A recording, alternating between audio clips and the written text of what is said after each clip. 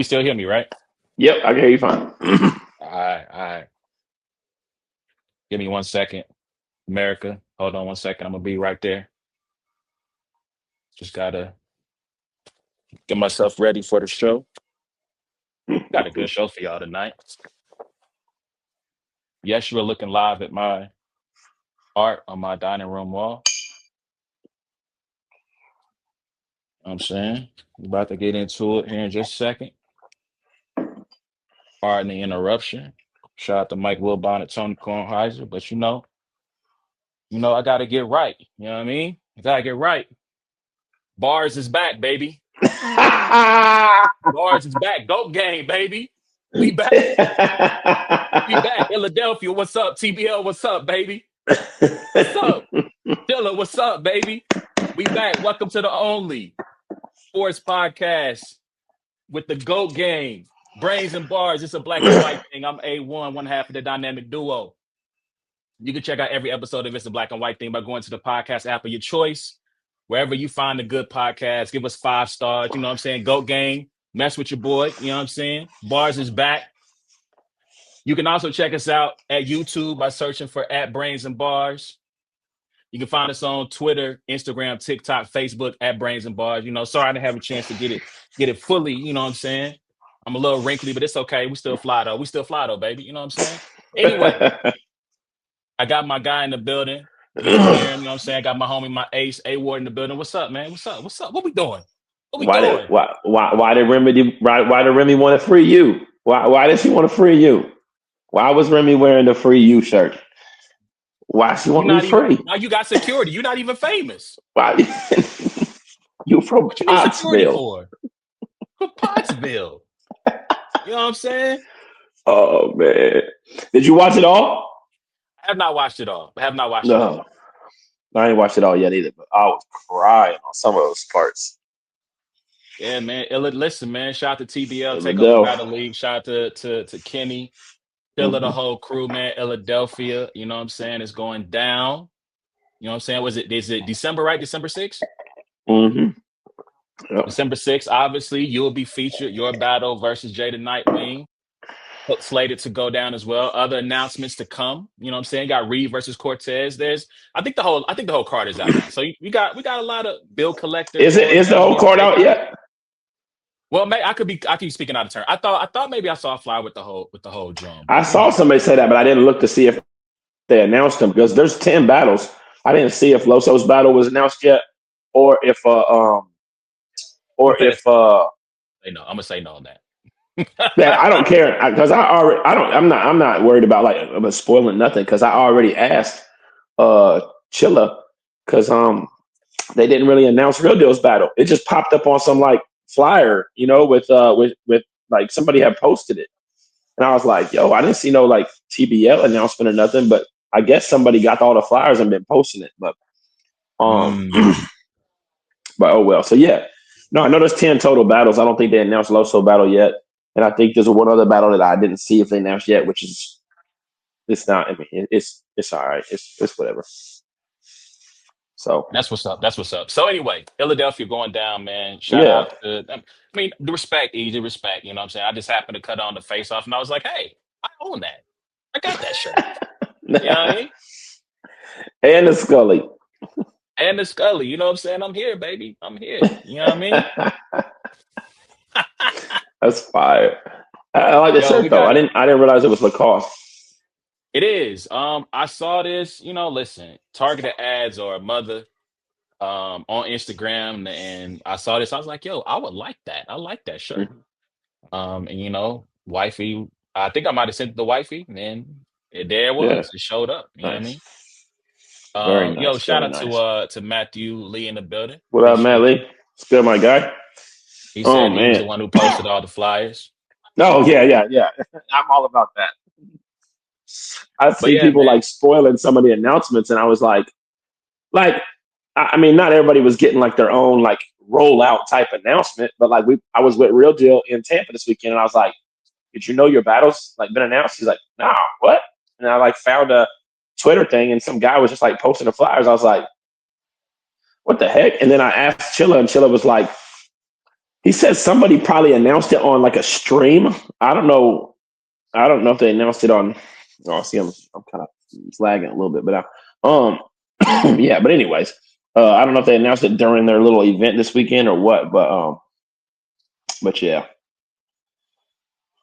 Yeah, yeah, yeah. So shout out. Let me ask, because you were in the building for some of the battles, right? For the ladies event that TBL put on. No, no, no. I Or was out of town in a different city. Yep. Gifford City. Okay, okay. I'm sorry. Maybe that was a photo you posted on your story. Maybe that's somebody else. So my apologies. Pardon self. Pardon self. All right. Yeah. So let's get into the show, man. Let's. Obviously, I appreciate you showing up. You're a little bit under playing hurt a little bit under the weather with the voice. So Yeah, it's you know, weird, but it's cool. It's cool. Just got back in town yo, today. how was that? So how was the airport situation? You know, obviously, if you live in America, you know the situation going on with the government and the shutdown and how that's affecting flights. How did that affect you, if any, if at all? Yeah, yeah, there was definitely like cancellations and delays and stuff like that. I it didn't affect me too bad. I'm used to it now. Like those things aren't like curveballs to me anymore. And since I work from home, it doesn't really bother me too heavily. You know what I mean? Um, Mhm. I think also it's like it's like when you're in the airport and you see people like losing their mind, you know what I mean? Because they're not able to fly, it's like, all right, like I'm glad that I'm not in a situation like that, like I'm glad that I'm just like, all right, if it gets canceled, it gets canceled. If it gets delayed, it gets delayed. Like I'm not driving 20 hours home. I know that much. We just gonna wait. So, Yeah. but there was a lot of flights. Yeah, a lot of flights canceled. I went to Orlando and I came back. So I was in Orlando Airport and Kansas City Airport, which weren't like, I think New York, Chicago, Atlanta, some of those probably the ones that got hit the most with cancellations. Um, but but yeah, it is what it was. Me and Real Deal went to the Buccaneers Patriots game. Real Deal got delayed like 8 hours on his way down there. So he was supposed to get there like around like 2 o'clock in the afternoon on Saturday. He didn't get there till like 11, something like that p.m. So yeah, it is what it is. Yikes. That's crazy. All right, cool. Well, I'm glad you made it. Glad you got back Hmm. to the crib. Hold on one second. Let me. I'm just about to put bars as back. You know what I mean? Can we get this But like my back mama here? said, that there was now some stuff on Restore Order. Like I know Street Talk has like is a sponsor for the event or something like that. Like I've seen their like little logo on some of the flyers and stuff. So I don't know if Scoop and Restore Order or whatever are made some announcements or what. But like I said, Yeah. there's 10 total battles, which is a lot of battles in my opinion, for that day. Um, so I'll say this. I think the one thing I'll say about them because this is not the first time obviously TBL has had a bunch of battles. Apollo was a 2-day event, tons of battles both days. I think the one thing I like about that is almost like the Costco of battle rap in a sense. You can buy in bulk, right? You don't have to have another event for months on end because you got content for the channel now that you can just kind of slow cook and play and release and let fans tap in and watch what kind of see what's popping, what's buzzing with certain battles, so on and so forth. So I respect that. I respect that. I get it from like a league standpoint, from a battler standpoint. Like a lot of those battles from Apollo just got lost in the sauce. Like it was 3 months later, and now a battle, is dropping that you're like, oh dang, that was 3 months ago.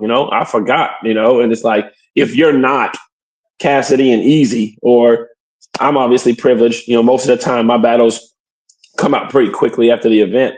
If you're not someone like me or a Cassie, whatever, next thing your battle ain't coming out for 2 months, and it doesn't get like a rollout or anything like that. So there's definitely pros and cons to it. But league wise, yeah, you're right. Like if I can backlog, and drop a battle, you know, even if they drop the battle every week and there's 10 battles, that's 2.5 months. So it's like, yeah.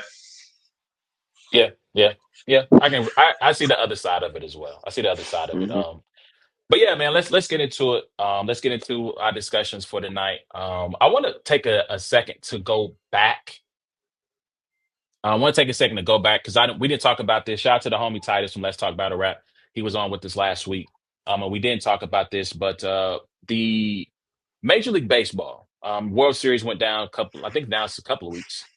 Yeah. Um, and great World Series. Game 7 was one for the ages. Hmm. Um, you had a couple of not just a couple, but a few kind of, if you were not as an uninterested party, a person who was not, rooting, had no rooting interest, it was great theater. I'm pretty sure if you were a fan of either team, that was nerve wracking beyond, like, I don't know instances that could be more nerve wracking than that. Especially when you're like the Dodgers, you got bases loaded twice, and somehow you escape both times unscathed. But I wanted to ask this quick question. We don't have to spend a lot of time on it, but was that the worst loss in American sports? Like the most crushing loss in the history of American sports? And the reason I say that is because when you look at the circumstances around it, you have bases loaded, you hit a ground ball. Rojas, he has trouble fielding it. It takes kind of a funny bounce. He almost falls down. He's able to gather himself and still kind of falling backwards, rifle a throw to home plate. Will Smith, his foot comes off the plate. He gets his foot back down literally milliseconds before the slide comes in. So you thinking you might have potentially won the game there. Then you have Pajes. I think it's Pajes is how you say that last name, who knocks over Kike Hernandez and catching the ball. I don't know if you heard the players talk about that in interviews. Mm-mm. Pajes catches the ball. Kike's on the face down in the dirt. He goes to Kike, goes, "You okay?" He goes, "F that. Did you catch the ball?" He says, "Yes, I caught the ball." He's like, "I'm fine then. Let's go." Right? Like, because he just thought he thought the game was over. He thought we crashed Yeah, into each other, and so you have that moment, right, where those are two moments where if anything goes even more of a fraction of a second off, or a fraction of inches off, you win a World Series. So yeah, to literally be that close and have it snatched away, never mind you, they were 3 outs away from winning it, right? And so I thought in my head, like, what were some other moments of, like, in a championship game, just crushing losses? I don't know of another one in team sports. I thought about the Indians against the Cubs in 2016. Raji Davis hits the home run that sends it into extra innings, but you had a 17-minute rain delay. I think about the Royals. The Royals suffered a similar defeat, Game 7 at home against San Francisco, with Alex Gordon on third base. Right, yeah, he's stuck at third base. He never gets a chance to come home, and so, like, I'll pick another one. North Carolina, the shot yeah. against Villanova, right at the buzzer, you literally, it's a walk off. I guess maybe the Phillies from 92 or 93 where Joe Carter hits the walk-off home run, but still it's not like this. I don't know of another loss. And I saw, before I continue on, I'll just ask you, do you know of any other losses, whether it could be international sports, where you could think this is the most soul crushing loss I've ever seen? Well, I do think a couple things. I think March Madness and any professional sports that has um, like a game 7 ability that, I think those two like are super magnified, right? Like March Madness, you're a lot of times you're playing back to back, every other day or whatever. You get to the Final Fours, boom, boom. Now you get to the next day or whatever. Like there's this like, yo, we've worked, like even in NFL, like you get a week, you bat a wild card, boom, next week, next week, next week. For me though, like a game 7 is like, bro, we just put in, like 3-3, 6 games. Like we are like the magnitude of losing a game 7 or the magnitude of losing a national championship, like in the March Madness field, it hits a little harder than for me, like losing a Super Bowl or losing uh yeah, just a Super Bowl or maybe even a national championship in college football or whatever. Um, but yeah, I mean, there's not a lot. I mean, any kind of buzzer beater, any kind of game 7, like just close games, any of that kind of stuff is going to be super super difficult. I mean, even Houston in Florida last year, like that was tough to watch. Like how did they end up losing to Florida or whatever? Like, but now I don't know I think it's a prisoner of the moment thing, but I definitely heard like, yo, because I didn't watch it all. I heard this is one of the best World Series in a long time, like clearly. I mean, look, And I didn't watch. I'll go ahead. and I was saying, and like you said, like that how close they were to winning it, and then to turn around and lose it is like, do you? I think that like some of those plays, you could see that the Dodgers have been there before, and the Blue Jays have not. Like I think some of the Blue Jays players might have been like the moment might have been a little too big for them. Yeah, so it's hard for me to say that just because, like, you can make the argument that the Blue Jays were the better team. It's just that in two critical moments, And that's what I'm was saying. The moment is game. too big. Like, I mean, but we're taught. But again, it's hard to say that when there were only again when the two things that stand out from that series is the 18 inning game and game seven, right? Like those yeah, are granted, there was a bunch of different moments in that series. But when you yeah, talk about like the most memorable things from that series, it's gonna be the game seven and game five yeah, or game four. I yeah. think it was game four. I think it was game four. So I And the think Blue it's Jays went those up three two. one, right? Didn't they go up 3-1? They did. They did. They went up 3-1. Went up Mm-hmm. 3-1. So I think it's those two are the most memorable moments. And I guess it's kind of hard to say that the Blue Jays were not ready for the moment in game four. It went 18 innings. Freddie Freeman hits a walk-off home run to win it. That's cool. Right. But then in game seven, they were up. They had the lead. It's just I think you have to tip your hat to one, you have to tip your hat to dang, what's the name of the manager? I can see his face, but I can't think of his name. I know you're talking about. Yeah, But yeah, Dave Roberts. You have to tip your hat to Dave Roberts pushing all the right buttons, getting Rojas in the game because Rojas is the guy who ties it up. Pages in the game, he makes the catch. Um, Rojas again makes the play to get the out, force out at home. He pushed all the right buttons, and those guys all came through for him. Um, shout out to Neff in the building.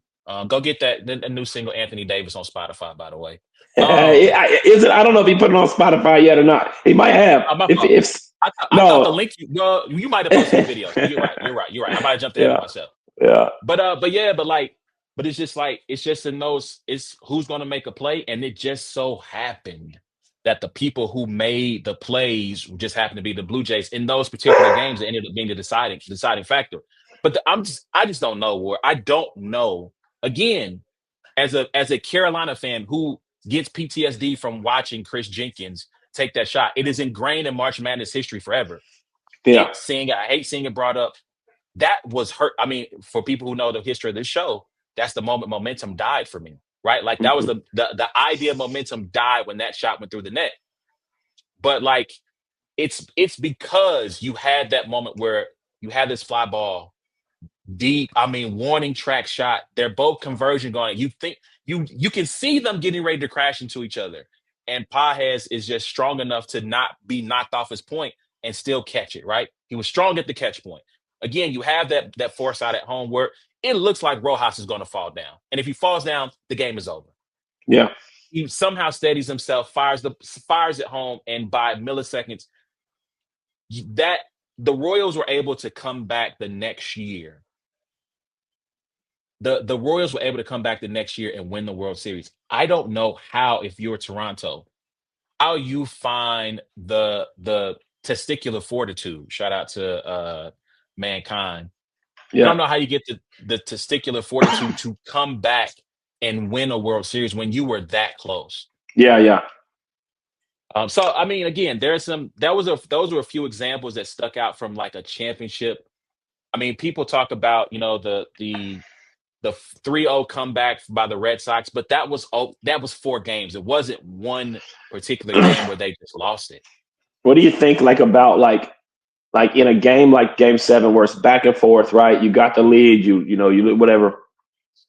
But like, what about like the Patriots and Atlanta Falcons? Like, is that more crushing because they're looking back at like a whole half of football and mistakes that they constantly made, and like it's more than just like one play. You know what I mean? It's like, bro, we had every opportunity. So Like the dropping that only big lead. the only reason I would say that the Blue Jays losses stings more is because I feel like it's Brady. And I get it's the Dodgers, it's Shohei, it's Freddie Freeman, it's Mookie Betts, it's all the stars, yada yada yada. Yamamoto. Which cat is this? Which cat is this? Mila, come here, kid. Uh, but it's the aura of Brady, right? So once that again, so to play into the whole momentum thing for 1 second, once that ball starts rolling and it's Brady, like if you're a Falcon fan with that history, you just the feeling is starting to when it's 28-9, right? And then they score again, and now it's 28. I don't know if they got to 17 or it's probably they probably went for two and didn't get it. So it's probably 28, 23 or 28-16 at that point. And they keep Hmm. scoring touchdowns, and you're not scoring, like you're not responding in any way. You're kind of going, man, this is not going to end well. Like you are already starting to condition yourself. You were 3 outs away. You Yeah. were 3 outs away. You were bases loaded. You had you in the game with your best player on third base. I don't know if they should have. I've seen some people say maybe they should have tried to bunt to maybe see if that. But I mean, it's not the fastest guy on the base paths. There was the discussion of Biggio. He's not a fast guy, but there was a discussion I think in the first inning of him. He got to third and they held him up because they didn't think he could beat the throw home from the outfield. But people Hmm. thought he should have went. And that was kind of the reverse of the Royals, where I think maybe it was Hosmer who ended up at third. It was either Hosmer or Gordon. And they were like, well, Hosmer, why didn't you just go home? I forget who it was, but either way, Yeah. right? So, I mean, it's just you were so close and you were just inches away. Whereas, again, that Falcons one, that thing started going the wrong direction. And again, if you're of a fan base that has a cursed history, you just never, you don't, you're Charlie Brown with the football, right? You're always Yeah. expecting that at some point Lucy's going to yank it away. Yeah. Yeah. So yeah, I don't know, but y'all can let us know what y'all think, man. It was that the most crushing loss in. I'm going to American sports because I don't know the history of international sports and soccer, and I'm pretty sure there have been some. Listen, you want to talk? I'll say this so we can move on.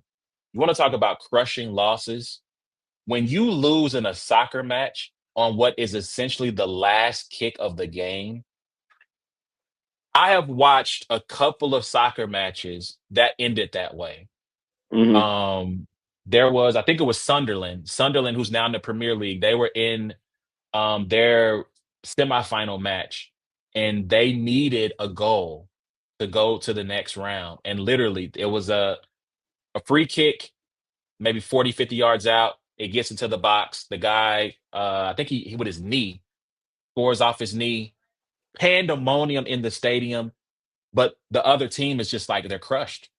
Like Yeah. and the thing is, you got to keep playing. Like the game is technically not over because they haven't blown a Yeah. whistle. All you have time for is kick the ball to start the game, and they blow the whistle, and you know it, and that's it. That is one of the more crushing ways to lose a game of sports is soccer. Just because when you know how much time you have left and you give up that goal, I don't wish that kind of pain on my worst enemy. Like, Yeah. Yeah. maybe I might wish it Maybe on my worst maybe the enemy. Duke Blue Devils. Absolutely. I would. Oh, listen, I would love for. So speaking of a crushing loss, that Carolina didn't win that title that year. They lost to Kansas, in part because Armando Bacot had a twisted ankle. I don't care. I don't care that they didn't win. It sucks that they didn't win. We beat Coach K in his final game in the Final Four, sent him home on an L. Absolutely. There, That's great. it's the greatest feeling of all time. There's nothing else Hmm. that there's nothing Duke could do. Duke could win the next five. I don't care. Hmm. Yeah. I don't care. I still hate you. You still suck. Like Loso keeps talking about Cameron Boozer. I don't care about Cameron Boozer. Just for the record, I don't care anything about Cameron Boozer. Forget him and the horse he rode it on. I don't care about his twin brother. I don't care about anybody with those four letters in blue across their chest. When he gets to the league, I'll be a more invested party. Anyway, let's move on. Let's jump to college football real quick. I don't know if you got a chance to see the rankings for the college football playoff. Those did come out tonight. I They're saw coming out that. every week until for the next 5 weeks or 6 weeks, technically, it's 10 through Hmm. 15. Um, Everything remained the same pretty much. People moved, top five remained the same. Texas Tech moved up, Notre Dame moved up. Um, so here's the interesting thing. Miami was included in the ranking this time because they are the highest ranked ACC school. They are not in line to play for the ACC title. I think that is still Virginia and Georgia Tech. But there's still a lot to play out there. There was a doomsday scenario they discussed, however, that two group of five schools might end up in the playoff, James Madison and South Florida. If they were to both win out, that potentially an ACC school could be left out of the actual playoff because they won't be ranked high enough. Which, wow, that would be okay. Um, Wait, so ACC champion or like the second ACC school? No, ACC champion because they would not be ranked high enough. Just because Georgia Tech and Virginia dropped so greatly Right. because they lost to like middle of the pack ACC Wake schools, and Forest so and like yeah, somebody else. I forget. NC State. uh, was NC it NC State. State or Duke? Is it NC State? Yeah, it was NC State because Duke played UConn. Ah, that's right. They lost to UConn. Wow, Hmm. Duke technically has a outside shot of making it to the ACC title game. And so, like, if Duke were to win, you in theory could have a scenario where they don't get in because they're a four-loss team. So, listen, it's early. I want to see if I can find this clip real quick because I want to play this. Shout out to, I know you guys got New Mexico State, so that's an auto W for y'all. Not a lot to talk about there. I don't know if there's a bunch of interesting games this weekend. We don't have to really dive into that. But I want to see if I can find this quote from, oh, what's the coach's name? Pat Narduzzi. Shout out to Nard Dog. From Pitt. Yeah, from Pitt. So Pitt plays Notre Dame this weekend. This is a big game, obviously, for both of them. For Pitt, Pitt actually has three ranked teams back to back to back to close their season. I think it's Notre Dame, Miami, and I think Georgia Tech. Um, and so if they win out, they will get the opportunity. I mean, to play for the ACC title potentially. I think if they win out, even if they don't make it to the ACC title game, I think they have a good argument with those three ranked wins to close the season, being a two-loss team, of saying we belong to be in the playoff as an at-large team. That's Absolutely. If my they go personal two opinion. losses and they win those three games, yeah. Yeah, yeah. So I want to pull up this quote from Narduzzi just to get your reaction to it here. Hold on, I think I found it. Maybe I did. I'm going to share my screen here. 1 second. I'm not going to get into the whole Notre Dame and should they be in the conference because I think it's stupid. And I don't think it is worth our time because they don't need to be in the conference. They're Notre Dame. Here we I'll go. have one more statement on that in just a second. Hold on. Let me get We don't want to hear widescreen. it. Can you see that? Yeah, I can see it. You can see that, right? All right, let's Yeah. get it. Absolutely not. It is not an ACC game. I'm glad you brought that up. It's not an ACC game. I gladly get beat 103 or 110 to 10 in that game. They can put 100 up on us as long as we win the next two after that. But again, our focus is on Notre Dame and getting as many wins as we can. All right. So just in case you didn't hear that, Pat Narduzzi was asked I about heard the it. importance of the game. Well, just for those, just to recap, he said we're Oh, yeah. not focused on that. We could lose. They could beat us 100-0. As long as we went out, we're good. Your response to a coach saying that a game does not matter, especially when you're playing for a playoff spot, or it doesn't matter how bad we lose. It reminds me of my in-laws. They're K-State fans, right? And they love watching K-State basketball, right? Basketball, football, all that good stuff. Every time I would go over there, like before, they get into Big 12 play, I'll be like, "Are you watching the K-State game tonight?" And K-State will be playing somebody like, a good non-conference team, or something like that. And my father-in-law will just be like, "That's the preseason. I'll watch it once it gets to the regular season." He always like acts like these games don't matter, because in his mind, like they just want to make sure Big KU doesn't win the Big 12, like they're like it's only about like conference games. That's how he views it too. That cracks me up. And it's just like one, the reporter's asking like, "Hey, is this a must win?" Right? Like basically like, "Hey, is this a must win?" Um, absolutely, this is a must win. You know what I mean? What do you mean? Like you have two losses, and there's not going to be very many teams to pick from to make it to the college football playoff. And your goal for your team should not just be to win your conference championship. And get the. It should be to win because you go in there and beat Notre Dame, you go in there and beat Miami, and let's just say you lose the last one or whatever. Um, like, It's Georgia like, Tech. well, no, excuse So me. Yeah, it's let's say, Georgia let's Tech. say, I think. Go ahead. Go ahead. but let's say, okay, so let's say you lose to Notre Dame and you win the next two. They're not guaranteed, I don't think, to make the ACC championship, right? Like, there's some other They things that need. have to happen. Yes, they need help. They need help. They don't control their own destiny in regards to if we win the next two of these three, we're in. you know? So that's why it's already kind of a silly, thing. And then Yeah. two, it's like, oh, it's the week of the game. Like what like you want you don't want your players to be thinking about two games further, right? No matter who you're playing. It could be New Mexico State. What are we talking about? Like it was just kind of wild. Like I understand kind of a little bit of what he's saying, but like, no, bro, you're fighting for recruits against Notre Dame. You're fighting for a lot of things that have to do with more than just a win. Yeah. That's silly. Yeah. Ha. Listen. See, you haven't seen the face off. Yeah, JC, just take a second. Stop. Just stop. I appreciate you watching this. Just go look up Cassidy versus Easy face off and then come right back. That's all I need you to do. You ain't got to watch it. Just go look at it and come back and holler at me. Anyway, yeah, man, I absolutely agree. I absolutely agree with you. I mean, look, I understand what he's saying, right? The goal is the ACC. It's also listen. Here's the thing: you also got to understand. Pat Narduzzi hates Notre Dame. Like he absolutely loathes them. He's always talking about how they need to be in the conference, about how the ACC shouldn't allow them to play the 5 games, how the ACC should expel them, at the football team that is, from the ability to play them. If even if they were in the conference, he would complain about how much power that we would hold because we would absolutely come in and be the most powerful team in the conference, bar none. All due respect to Clemson, Miami, Florida State. If Notre Dame were to become a full member of the ACC in football, they're like Texas and OU in the Big 12. It is what it is. Um, and so I think that was a little backhanded slap at they're not a conference opponent.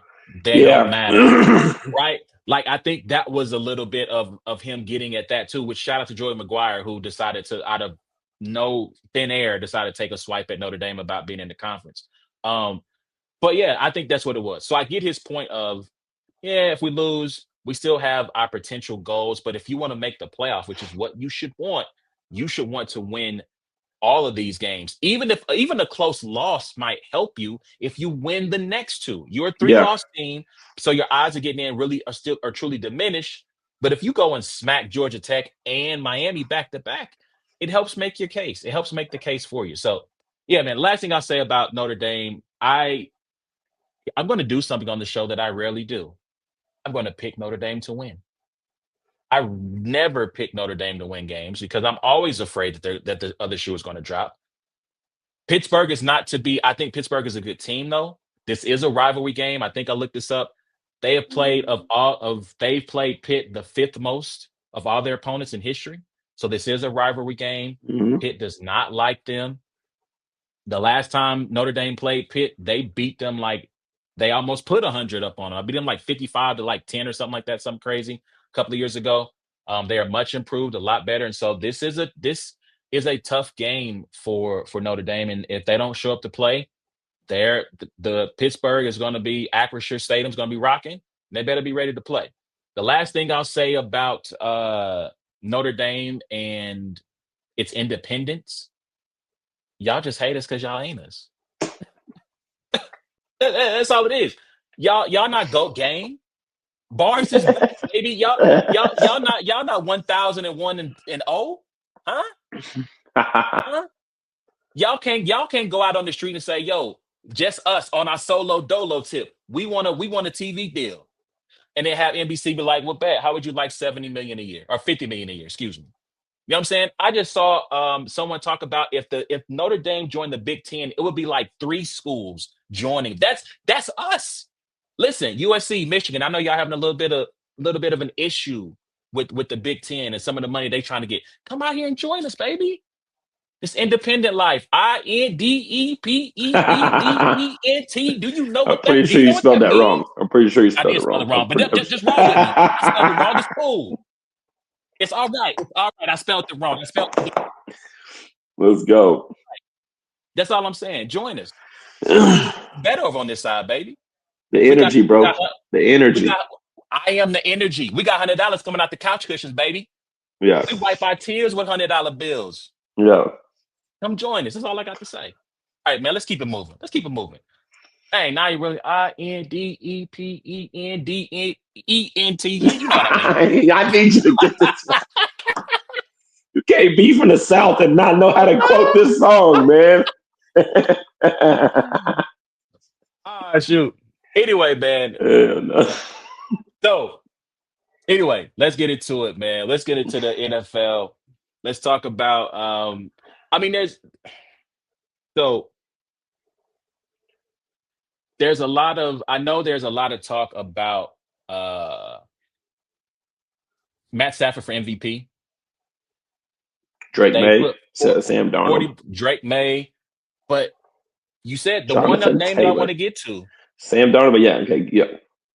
We gonna get to that one. See, this is why we boys. 'Cause there's the energy. We in sync. We hmm here with it. But Sam Darnold, he been getting kind of crazy lately, man. And He I has mean, been some of getting them kind of. throws been like, I mean, some of them throws is nice too. Listen. I am still not a believer in Sam Darnold because I need to see it in the playoffs. But Yeah, the boy got the regular season down cold right now. 2 years in a row playing really well. Seattle might be might be the best team in the NFC. I know when we started this season, we were like, who's the top dog? After week 1, everybody crowned the Packers. Boy, the Packers. Yeesh. Yeesh. yikes, Jordan Love. I mean, the yikes. defense is doing their thing, right? I'm not Yeah, mad at the defense. It's the offense that's not holding up the end of the bargain. But yeah, man, Sam Darnold might be one of the ones, man. He might be they the making the MVP. Vikings look kind of silly. I'm not gonna hold you. The Vikings are kind of looking silly right now. Did they win last week? I thought they won that No, game they though, right? lost to the Ravens. They lost to Ah, the that's right. Ravens. That's right. That's right. That's right. They did And the lose to the Ravens. Ravens really kind of were mid. They played like pretty mid. Like nobody really got busy for the Ravens. It's just like, obviously JJ Carthy's injury, you can't predict that. But like, I mean, Darnold put up what 30 touchdowns last year. Like, did something. I mean, he went crazy last year for the Vikings. They didn't make it too far in the playoffs, but yeah, letting him leave like that, and then JJ gets hurt. You're throwing Carson Wentz out here. Now your season's pretty much. Um, yeah, I mean, I get that. I get that. Like you said, once he has to do it in the playoffs. Everybody has to do it in the playoffs. Hell, Josh Allen is 0-4 against Patrick Mahomes in the playoffs. But we're not sitting here talking about Josh Allen has to make me a believer. Why not? Why not? Because he got crazy. I mean, to be fair, he's gotten crazy. He hasn't beat Mahomes, but even in the losses to Mahomes, he's had some pretty darn good performances. And He's so I had some think pretty that's the darn thing. good losses. Fair. I mean, so I'll say this. I think when you look at the success of Sam Darnold, that Baker Mayfield, that Daniel Jones are having career research. Mac Jones, I throw Mac Jones in there. Mac Jones is having a career resurgence. It makes me wonder if we need to rethink how much time we give these quarterbacks. I understand why you draft a guy highly, he doesn't hit right away, and then you feel like, okay, he's not getting it. We got to move on.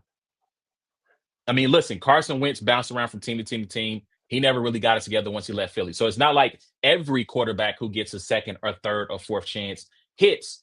But right now, man, when you look at these quarterbacks and the way they're performing, I I think you buy or be. To me, it says to me you should not draft a quarterback highly in the first round, especially when you're unsure of how they're going to translate. You should probably wait until the second round, so that way you don't have the pressure to play them. But I don't know, man. I find it very interesting to see these quarterbacks have these career resurgences like this and turn around and lead teams in the ways that they are. I think also like it puts like what Mahomes was able to do, and I would even say like maybe a Josh Allen, a Jalen Hurts. Um, it's very, very difficult to stay at a team and like just perform at a high level every year, right? So Sam Darnold played well, very well last year for the Vikings, right? He's also a new Viking. He's playing, three other teams twice a year. They're not too familiar with Sam Darnold, how he, this, that, and third, the way, that's why it's almost like a rookie year, like in a sense of like, hey, here's this new guy that they're buying into, right? Mhm. So, you look at CJ Stroud, you look at Jaden Daniels, guys that had, outstanding rookie years. Now they're playing for that same team. And it's like, it looks a little bit different.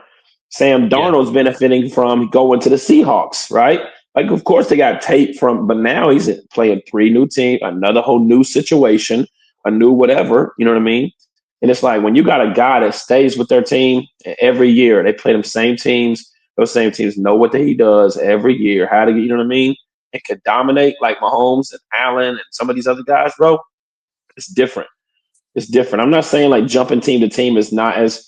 I mean, it probably does pose some difficulties, like but I'm just saying like it's different whenever you can when you get on the field and they're like, yeah, we've seen this guy play for this team. We play him. Broncos probably thinking we done played him like 20 times in the last 7 years or 14 times. Still, yeah.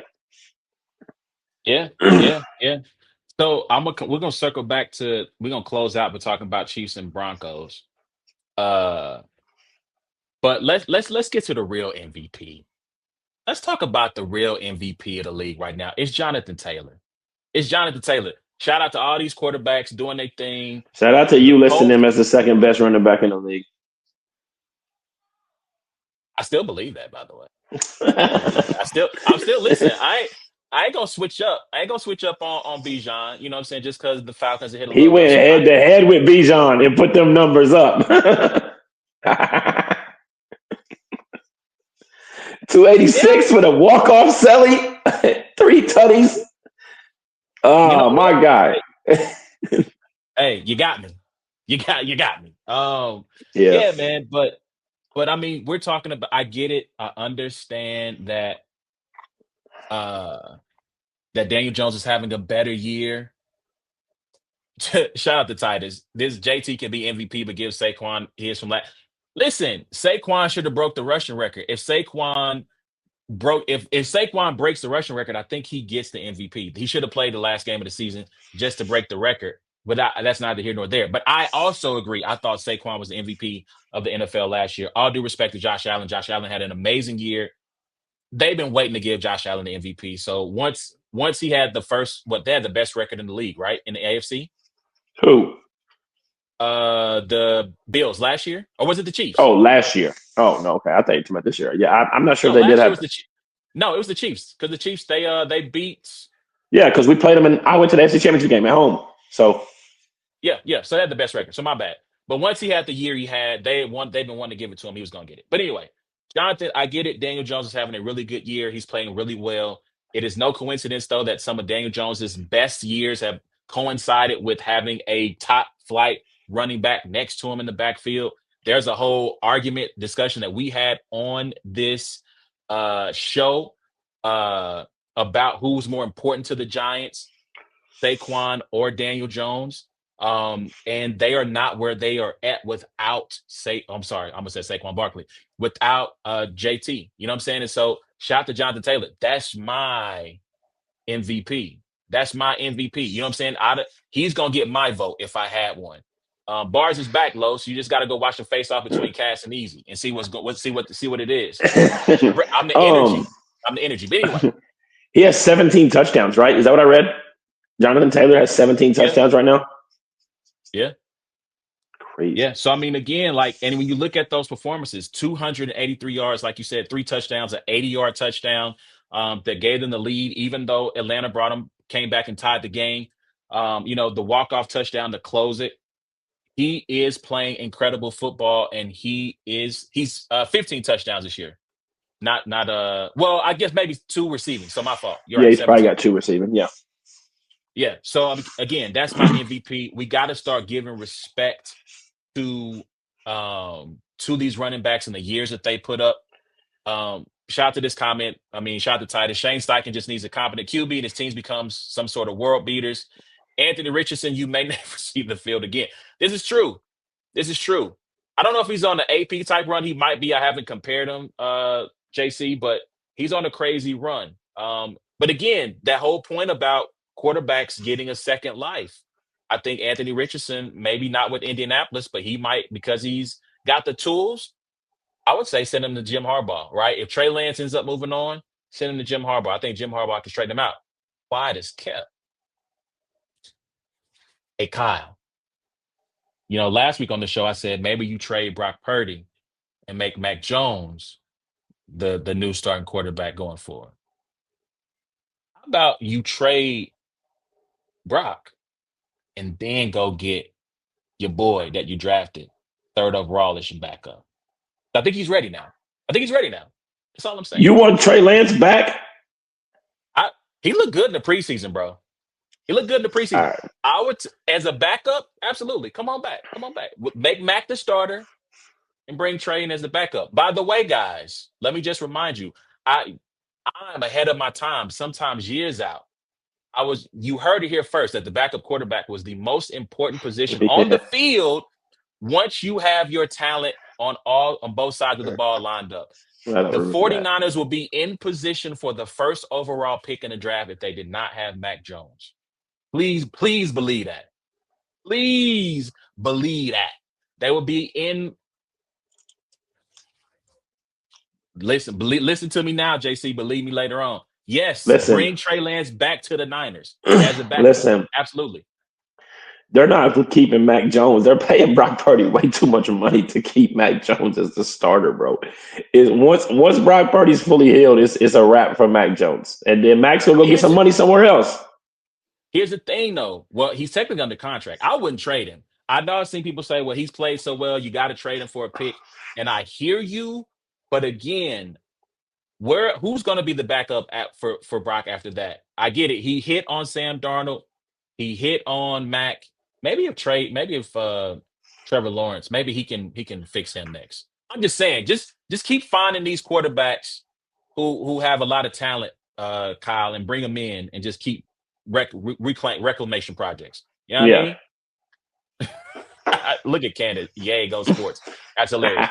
But yeah, man. So let's talk about the Chiefs and the Broncos. This is a huge game for Kansas City. It's a huge game for Denver as well to prove that they are the class of the AFC. Chiefs are coming off a bye. Andy is really good coming out of bye weeks, but you have a team that had a performance just this last week or a couple of weeks ago, against Buffalo. They were outcoached, they were outplayed just about in every aspect of the game.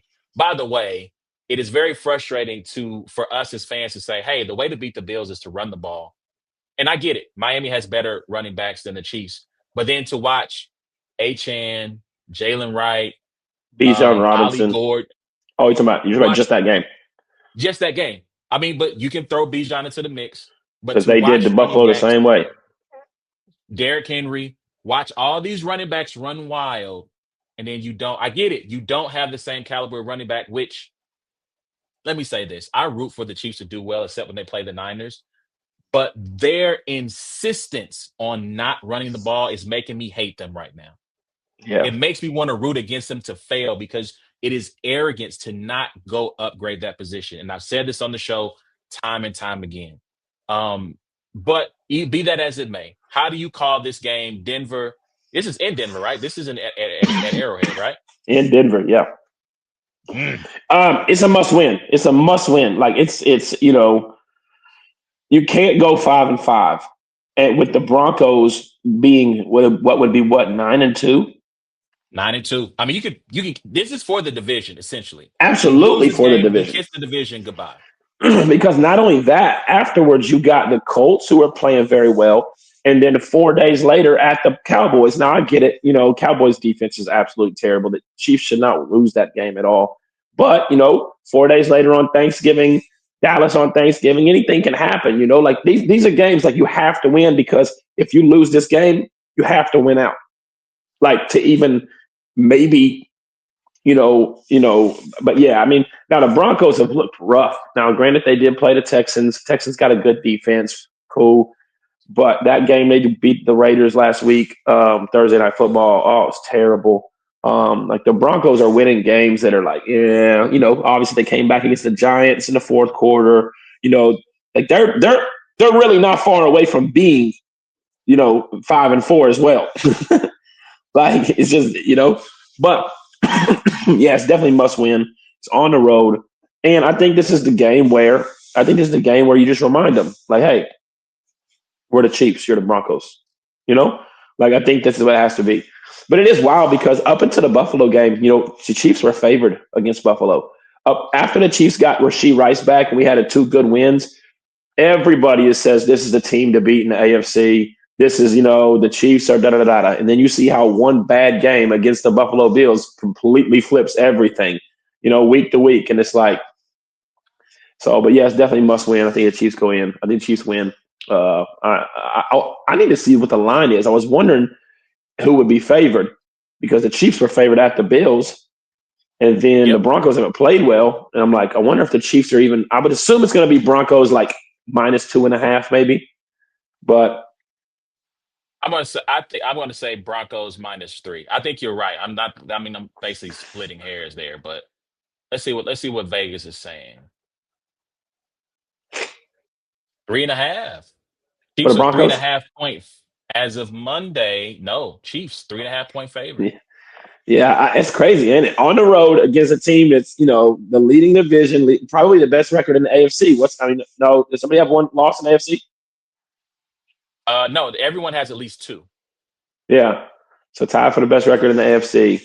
And then you get 3 points for what home field advantage, pretty much what they say. So they're looking at the Chiefs as a touchdown favorite, basically. Well, wait, they get at least three, right? Home teams get at least 3 points, right? Right. So what I'm saying is, like, even if you give let's say you took away the 3 points that they're giving the Broncos for home field advantage, now you're at 6.5. Got you. So they're I got saying you. I like just got you. team Got you. wise, the Chiefs are a touchdown better than a team that's supposedly got the best record in the AFC or tied for it. Hey guys, let me just tell you, Sertan is out. They got our DEI guy, Riley Moss, on the other side of the field, baby. Diversity, equity, and inclusion working in the NFL right now. He's a decent. Now he gets called for a lot of penalties. I think that's because they're discriminating against him because of his white skin. But I'm just telling you, Riley Moss. I'm just telling you, he's one of them guys, man. Man, I've But seen yes, that three and dude a half have 3 pass interference calls like in 3 straight plays. in I three said, straight. God, and like he's the most penalized. Yep, there's another flag. Yep, there's another. I said, golly. They just can't believe that young man can play cornerback. I believe in you, Riley Moss, and don't nobody else do. Mm-hmm. Just know that. Just know that. I believe in you. I think you got talent. You and Cooper. Anyway, for entertainment purposes only, take the home dog at 3.5. By the way, but don't put that on me if you lose. That's you made the decision to bet your money. Yeah. But I got the Broncos, man. I got the Broncos. I just think the Chiefs. You watched them play on Thursday against the Raiders? You know what's gonna happen. First of all, Chiefs Broncos games are always weird. That's number one. They're always weird. But two, you know what's gonna happen. They look like trash against the Raiders. They putting up at least 28. You know this is what's gonna happen. Listen, Buffalo played one of their best games of the season. Josh Allen looked like the MVP of the league against the Chiefs. And what did they do? Once they got to Miami, I don't know if they was at Tootsie's. I don't know what they was doing. They was on South Never Beach. heard of it. I don't know. Never heard of it. It's a chicken spot. So it's a lemon pepper chicken spot. I've heard things. I've never been there personally, but I've heard things. Anyway, The bars but is back has been there. but Cassidy. anyway, Cassidy has been there. I have not Yeah. been there. But nah, like I don't know what they was on. I Yeah, guess so. I guess that's so. I funny. mean, I'm just saying. I'm just saying, like they look like trash the next week. This is their Super Bowl. This is Denver's Super Bowl. This is the chance for them to stamp themselves not only as the best team in the AFC West, but to stamp themselves as one of the best teams in the conference. And so, yeah, man, I would love for I would love for that's hilarious. I would love for the Chiefs to make a statement. I'm struggling. Great teams get the benefit of the doubt, and I'm struggling to give them that benefit right now, just because of the things I've seen. I hope they prove me wrong, but I'm going to go with Denver. Let me see. Anything else NFL wise you want to get into before we jump to this final topic and get up out of here? Any other interesting games on this docket? I don't think so. It's a bunch of mid in my Seahawks and Rams though. That's one to Lions and watch. Eagles. Lions and Eagles Sunday night. Seahawks and God, the Cowboys got another Monday night game. My God. Thank God I don't have ESPN right now. Seahawks and Rams. Who you got in that one? Where's it at? In LA. First meeting for these I teams, got I the Rams. think. I got the Rams. Yeah, I got the Rams. I'm gonna take Seahawks. We rocking with the Sam Darnold energy. I think he gets it done. Lastly, shout out to Titus. He's in the building. Let's go Lions and Eagles.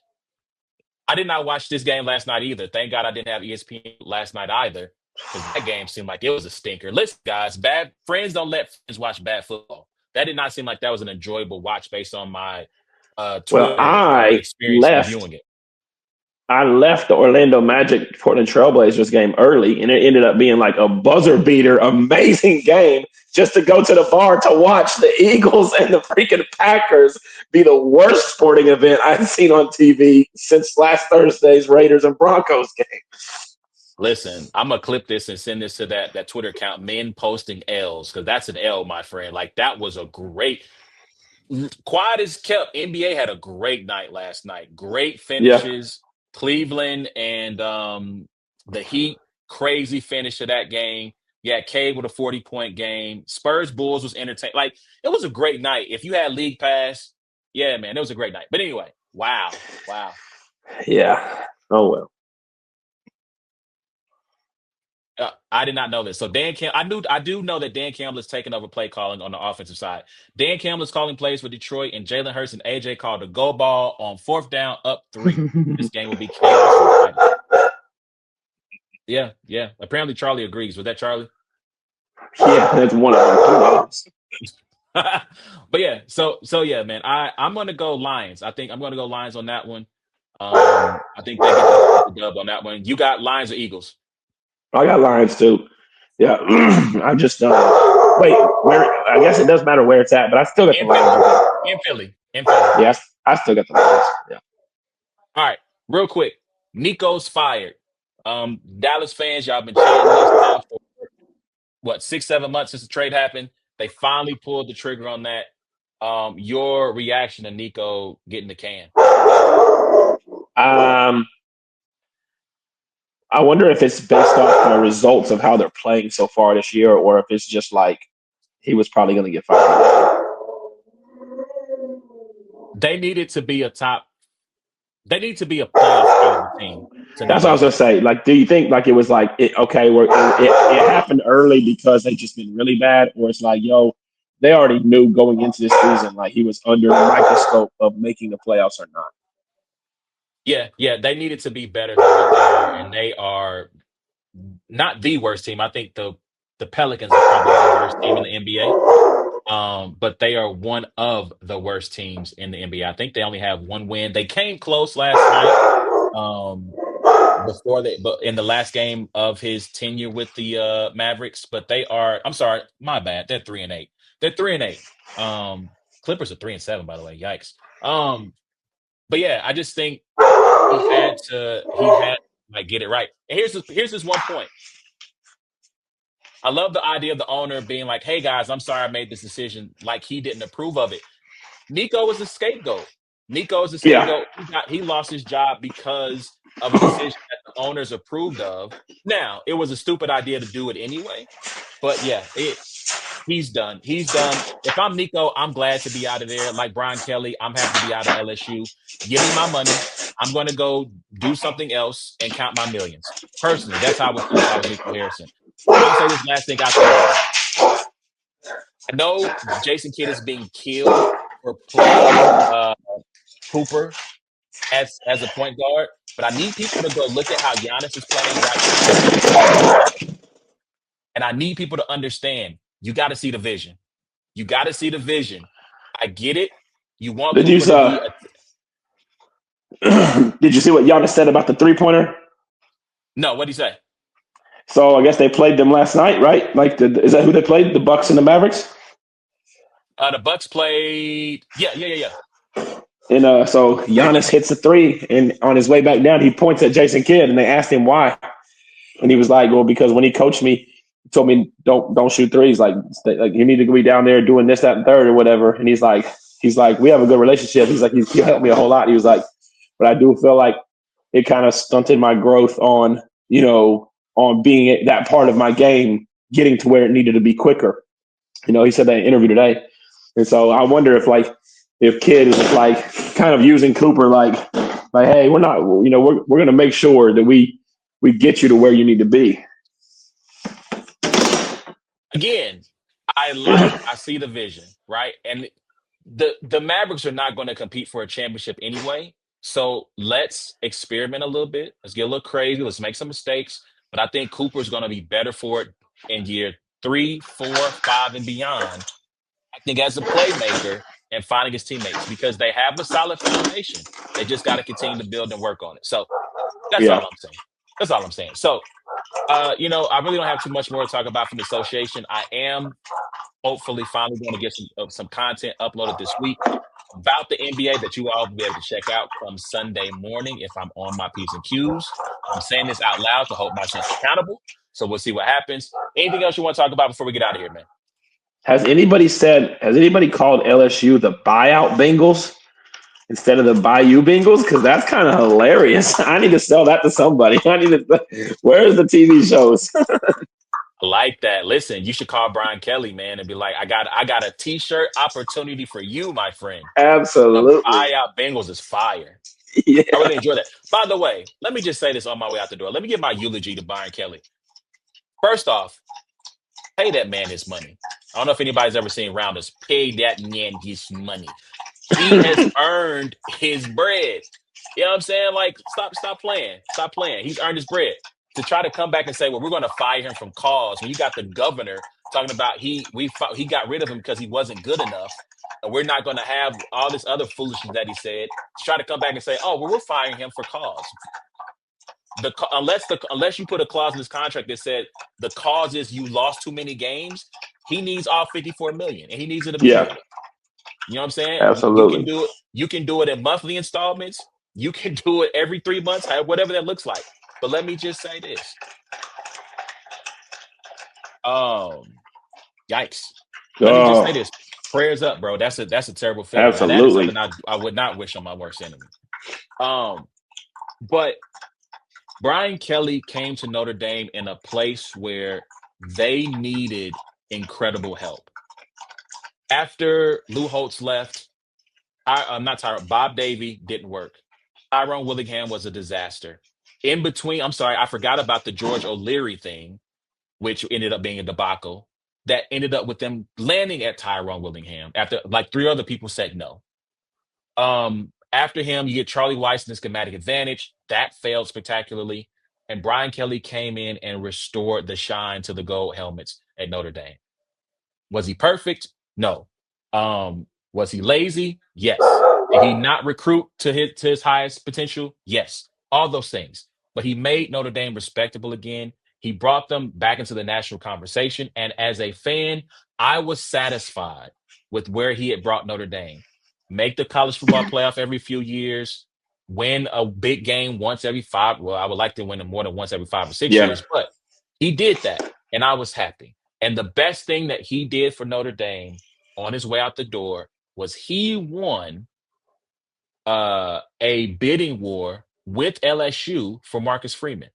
Marcus Freeman, when he was the defensive coordinator at Cincinnati, he had his pick of schools. It came down to Notre Dame and LSU. He picked Notre Dame. You can go find the tweets. You can search my profile. I said it several times during the season and after Brian Kelly left. I said, look, I don't know if he'll be a good coach, but he should be the next coach of Notre Dame. It has been a bumpy road. It's not been it's been up and down, right?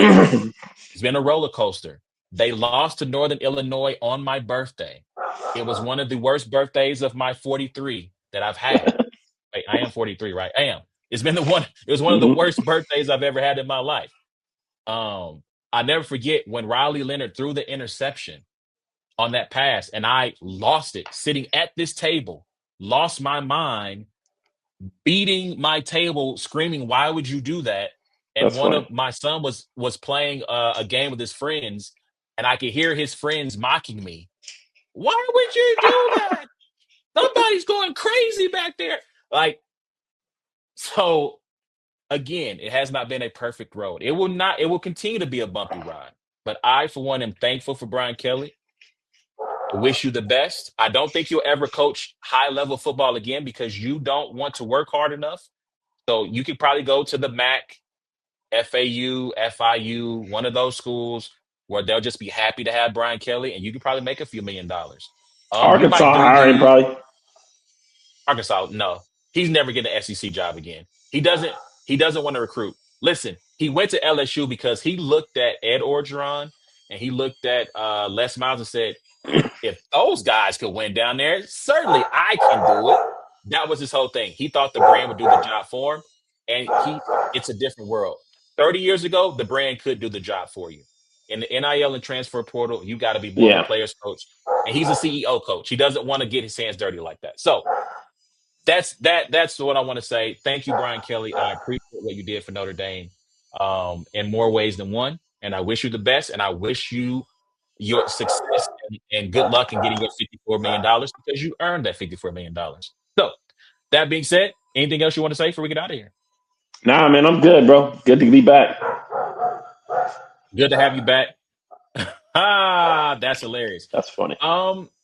Dion, listen, I hate to be the bearer of bad news in this I told you so guy, but you cannot just live through the transfer portal and create a successful team. You have to recruit in college sports.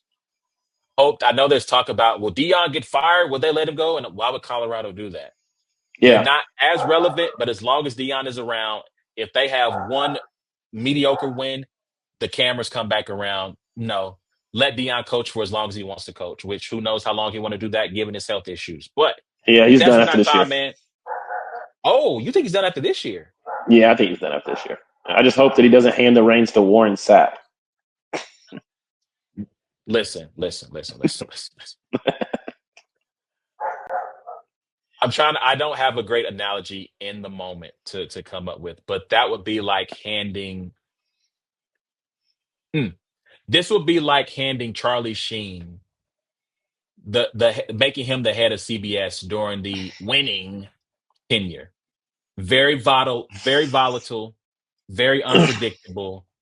That is not so. Speaking of Ed Orgeron, right, when he was the coach at Mississippi, I think in his introductory meeting with the team, he took his shirt off and tried to fight and challenged the players to fight. That is the kind of energy you're bringing into Colorado if you let Warren Sapp be the head coach. Yeah. All due respect to the legend. That no. We're good. But anyway, All right, that's man. our time, man. Just one more time, man. GOAT gang, Bars is back, baby. Philadelphia going down. You know what I'm saying? Shout out to Cash, shout out to Easy. You can check out every episode of It's a Black and White Thing by going to the podcast app of your choice. Wherever you find a good podcast, give us 5 stars, leave a comment there. You can also check us out on YouTube at Brains and Bars. Hit the notification bell, subscribe, tell a friend, it's them boys again. Facebook, Twitter, Instagram, TikTok at Brains and Bars. So next time it's been a black INDEPENDENT. Do you know what that and white thing, man? Man, I'll let y'all next week. All right, We'll man. let y'all next week. Y'all Peace. be